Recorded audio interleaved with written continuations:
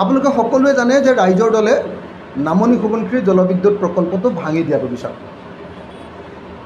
কৃষক মুক্তি সংগ্ৰাম সমিতিও বিচাৰে, ছাত্ৰ মুক্তি সংগ্ৰাম সমিতিও বিচাৰে, আৰু আমি ৰাইজৰ দলেও সদায় কৈ আহিছোঁ যে অসমৰ স্বাৰ্থত, অসমবাসী ৰাইজৰ স্বাৰ্থত, অসমৰ নদী আৰু অসমৰ সম্পদ ৰক্ষাৰ স্বাৰ্থত, অসমৰ পৰিৱেশ ৰক্ষাৰ স্বাৰ্থত নামনি সোৱণশিৰি জলবিদ্যুৎ প্ৰকল্পটো সম্পূৰ্ণৰূপে বন্ধ কৰিব লাগে।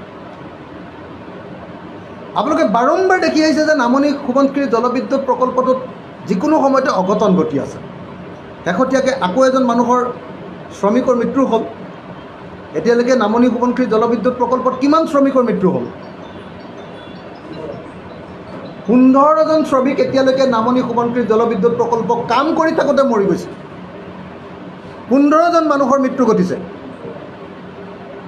যিটো প্ৰকল্প সম্পূৰ্ণ হোৱাৰ আগতে 15জনমান শ্ৰমিকৰ মৃত্যুবৰণ কৰিলে, সেইটো প্ৰকল্প বাৰু য'ত অসমে পাবলগীয়া একো নাই। 2000 মেগাৱাটৰ পৰা 25 মেগাৱাটৰ বিজুলী ফ্ৰী পাব। সেই প্ৰকল্পটো সঁচাকৈ বন্ধ হ'ব লাগে। আৰু নামনি সোৱণশিৰি জলবিদ্যুৎ প্ৰকল্প বন্ধ হৈ গ'লে আৰু অৰুণাচল প্ৰদেশত আকৌ বনাব খোজা, আকৌ বন্ধাব খোজা, আকৌ নিৰ্মাণ কৰিব খোজা প্ৰত্যেকটো নদীবান্ধ প্ৰকল্প বন্ধ হৈ যাব। সেইকাৰণে আমি ভাবোঁ যে নামনি সোৱণশিৰি জলবিদ্যুৎ প্ৰকল্পটো বন্ধ কৰি দিব লাগে। কিন্তু আটাইতকৈ ইণ্টাৰেষ্টিং ঘটনাটো ঘটিছে কি, কেইদিনমানৰ আগতে আমি বাতৰিত পালোঁ যে সোৱণশিৰি নদীত NHPCয়ে 6000টা মাছৰ পোনা মেলি দিছে। আমি কৈ থকা কথাটো কিমান এটা এটাকৈ পলিয়াই আছে আপোনালোকে নিশ্চয় দেখিছে।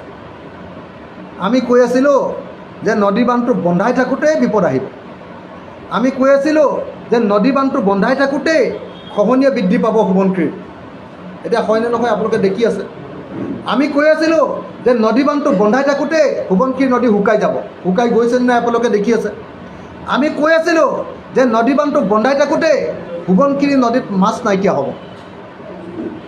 আৰু নদী বান্ধটো সম্পূৰ্ণ হৈ যোৱাৰ পাছততো 5 বছৰৰ ভিতৰত সোৱণশিৰি নদীত এটিও মাছ নাইকিয়া হ'ব।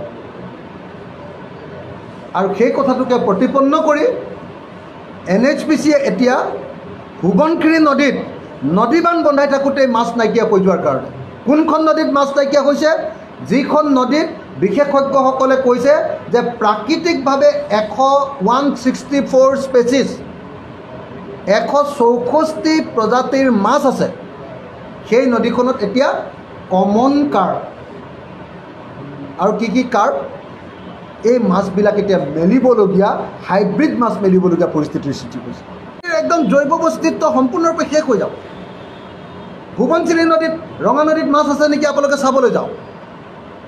সোৱণশিৰি নদীত 5 লাখ মানুহে ইয়াতে শিলগুটি, শিল, পাথৰ, বালি আৰু কাঠ তাতে উঠাই লৈ জীৱন নিৰ্বাহ কৰি আছে। নদী বান্ধটো বনোৱাৰ পাছত না বালি আহিব, না শিল আহিব, না কাঠ আহিব, না মাছ আহিব, না ভেকুলী আহিব, না শামুক আহিব, না শিহু থাকিব। জৈৱ বৈচিত্ৰ্য কমপ্লিটলি শেষ হৈ যাব। গতিকে নামনি সোৱণশিৰি জলবিদ্যুৎ প্ৰকল্পটো ভাঙি দিব লাগে। আগৰ স্থিতিত আমি আগতেও আছিলোঁ, এতিয়াও আছোঁ, ভৱিষ্যতেও থাকিম। আৰু যদি আমি শাসন ক্ষমতালৈ আহোঁ তেতিয়াহ'লে ডেফিনেটলি আমি এই প্ৰকল্পটো আমি বন্ধ কৰি দিবৰ কাৰণে চেষ্টা কৰিম।